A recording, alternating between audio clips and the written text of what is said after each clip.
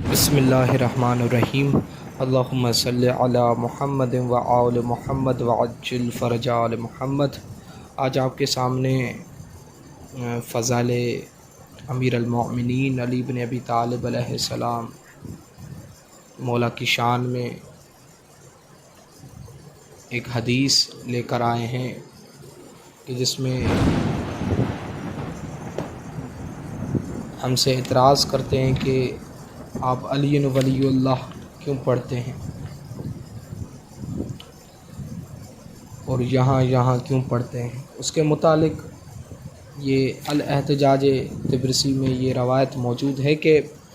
مولا امام جعفر صادق علیہ السلام نے ارشاد فرمایا،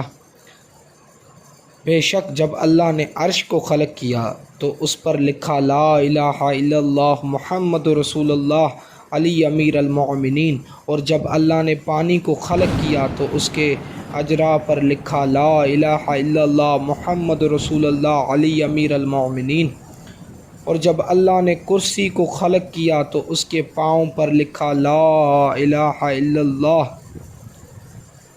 محمد رسول اللہ علی امیر المؤمنین، اور جب اللہ نے لوح کو خلق کیا تو اس پر لکھا لا الہ الا اللہ محمد رسول اللہ علی امیر المؤمنین، اور جب اللہ نے اسرافیل کو خلق کیا تو اس کی پیشانی پر لکھا لا الہ الا اللہ محمد رسول اللہ علی امیر المؤمنین، اور جب اللہ نے جبرائیل علیہ السلام کو خلق کیا تو اس کے پروں پر لکھا لا الہ الا اللہ محمد رسول اللہ علی امیر المؤمنین، اور جب اللہ عز و جل نے آسمانوں کو خلق کیا تو ان کے کناروں پر لکھا لا الہ الا اللہ محمد رسول اللہ علی امیر المؤمنین، اور جب اللہ نے زمینوں کو خلق کیا تو ان کے طبقوں میں لکھا لا الہ الا اللہ محمد رسول اللہ علی امیر المؤمنین، اور جب اللہ نے پہاڑوں کو خلق کیا تو ان کے چوٹیوں پر لکھا لا الہ الا اللہ محمد رسول اللہ علی امیر المؤمنین، اور جب اللہ نے سورج کو خلق کیا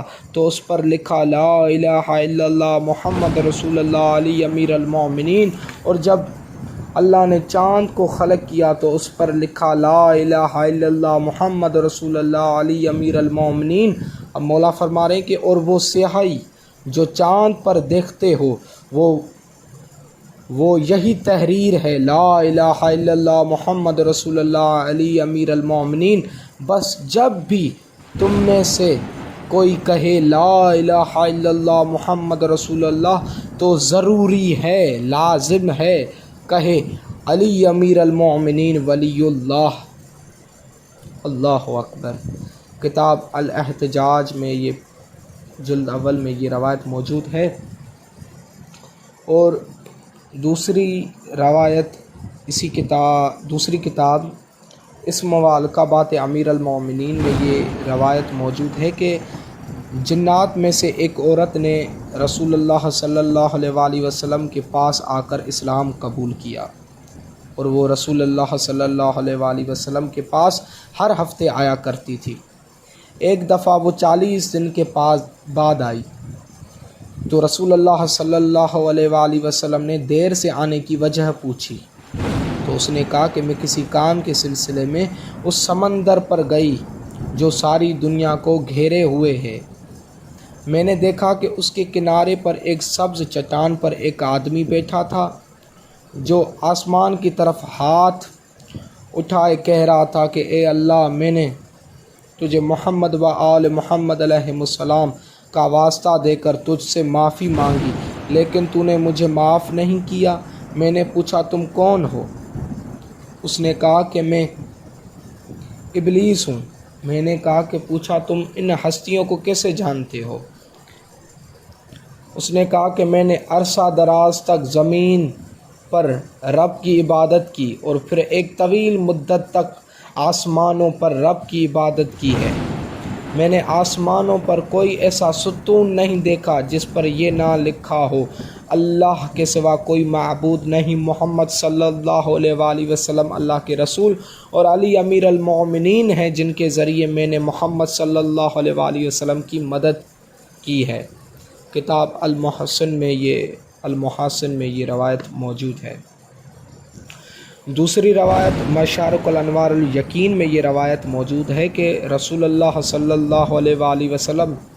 نے امیر المومنین علی بن ابی طالب علیہ السلام سے فرمایا،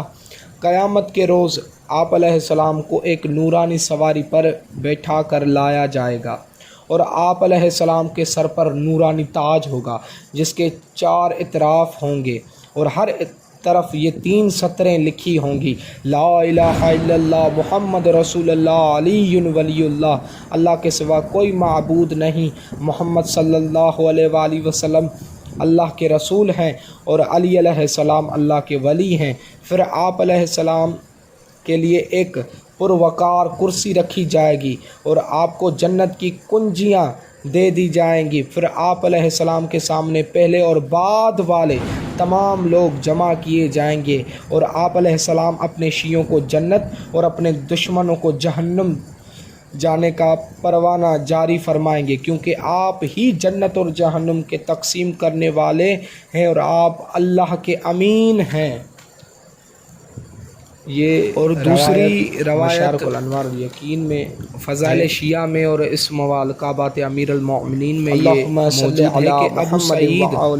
فرماتے ہیں کہ ہم رسول اللہ صلی اللہ علیہ وآلہ وسلم کی خدمت میں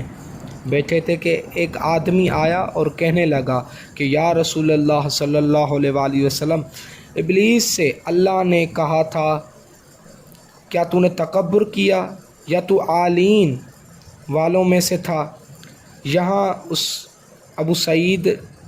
کہتے ہیں کہ اس شخص نے کہا کہ سرکار، یہاں عالین سے کیا مراد ہے؟ کیا وہ لوگ ہیں جو فرشتوں سے بھی اعلیٰ بلند ہے؟ آپ صلی اللہ علیہ وآلہ وسلم نے ارشاد فرمایا کہ میں اور علی علیہ السلام اور میری بیٹی فاطمہ زہرا سلام اللہ علیہا اور میرے بیٹے حسن اور حسین علیہ السلام عرش کے حجاب میں تھے۔ ہم نے اللہ کی تسبیح بیان کی تو فرشتوں نے بھی تخلیق آدم سے 2000 سال پہلے تسبیح بیان کرنا شروع کر دی۔ جب اللہ نے آدم کو خلق فرمایا اور فرشتوں کو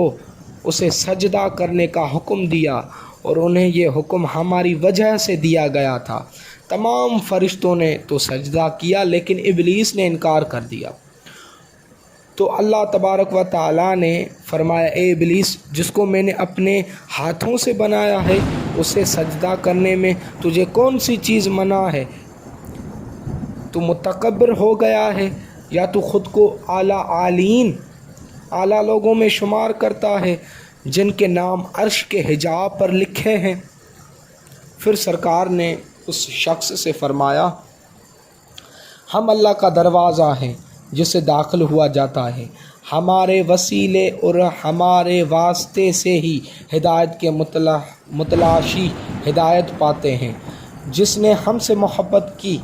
اس سے اللہ محبت کرے گا اور جنت عطا کرے گا، جس نے ہم سے عداوت اور بغض رکھا اللہ اس سے نفرت کرے گا اور اسے دوزخ میں ڈالے گا۔ یہ روایت فضائل شیعہ میں اور اس موالقابات امیر المومنین میں یہ موجود ہے، جو کہ اس کے مؤلف عبد الرسول زین الدین ہیں۔ اللہم صلی علی محمد و آل محمد وعجل فرج آل محمد۔